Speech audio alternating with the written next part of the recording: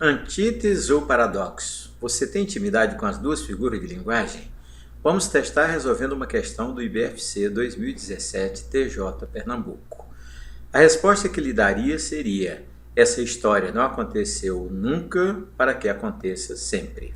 Proposta da banca: no período ocorre um jogo de palavras entre os advérbios explicitando a seguinte figura de linguagem.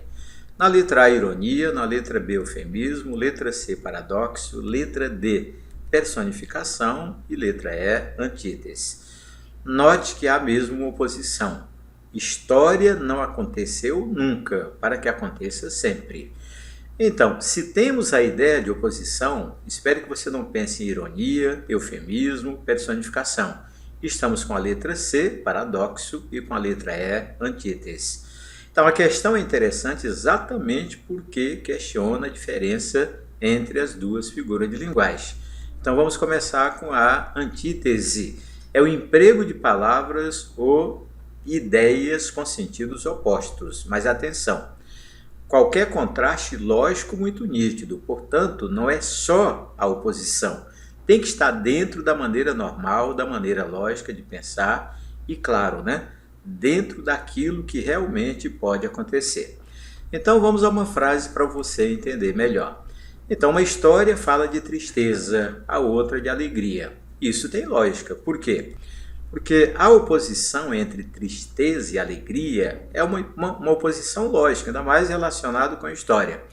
Realmente há histórias falando de tristeza e há histórias falando de alegria.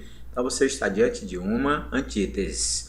Vamos ganhar intimidade com o paradoxo. Paradoxo tem que ser uma oposição sem nexo ou sem lógica. Olhe bem.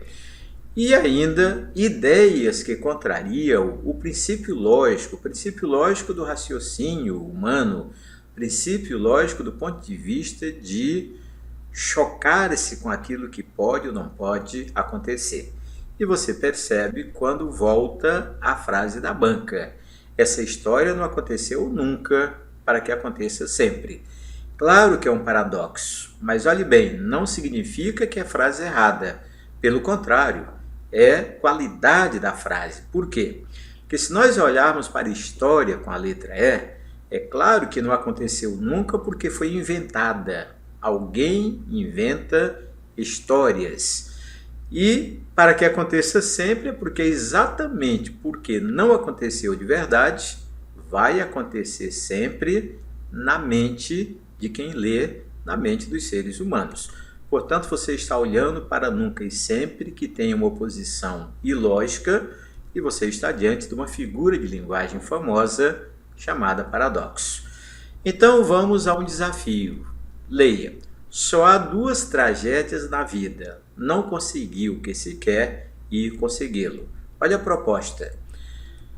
Na frase de Oscar Wilde, letra A, metonímia, letra B, paradoxo. Você não pode negar a oposição. Note, não conseguiu o que se quer, é uma tragédia. Mas como é que consegui-lo também é, Então, olhando à primeira vista, temos de verdade um paradoxo, Mas o paradoxo, novamente, não está aqui como coisa absurda, ou como coisa ilógica do ponto de vista de interpretação mais profunda. Por quê? Porque às vezes o camarada sonha em conseguir realizar alguma coisa. E aí consegue. Naturalmente, ao consegui-lo, pode descobrir que não era aquilo, pode descobrir que aquilo não trouxe felicidade. Por isso que o autor inteligentemente diz: só há duas tragédias na vida, não conseguir o que se quer e consegui-lo.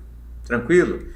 Topa outro desafio? Então leia comigo. Este ônibus vai para o aeroporto?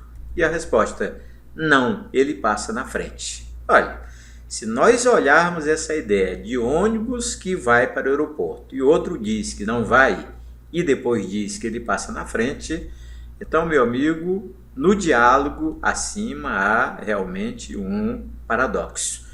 Pronto. Agora você tem intimidade com antítese e com paradoxo. Então podemos voltar à questão original. Letra A, ironia, letra B, eufemismo, letra C, paradoxo, letra D, personificação, letra E, antítese.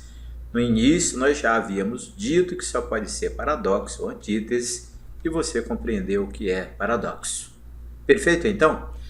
Para tudo ficar perfeito mesmo, inscreva-se no meu canal que você terá muitas aulas gratuitas, organizadas por tópicos, com leitura morfossintática, a discussão sobre o adjetivo, sobre o substantivo, os pronomes, os verbos, as questões de concordância, de crase, de pontuação, de conjugação verbal, de regência, de funções do que, funções do se, a reforma ortográfica e muito mais.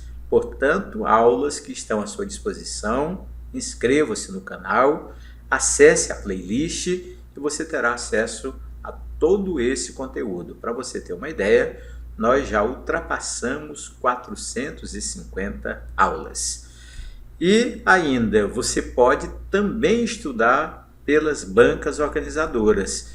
Você pode resolver questões do CESP, da FCC, FGV, ESAF, SESGRAN Rio, IBFC, VUNESP, UFAM, ENEM, Instituto Cidades, FUNCAB e, claro, outras bancas sem problema nenhum. Agora, uma proposta honesta para você. Topa fazer não 1, mas 8 cursos completos de língua portuguesa? Se você topar, comece pelo Português Básico 1. Atenção!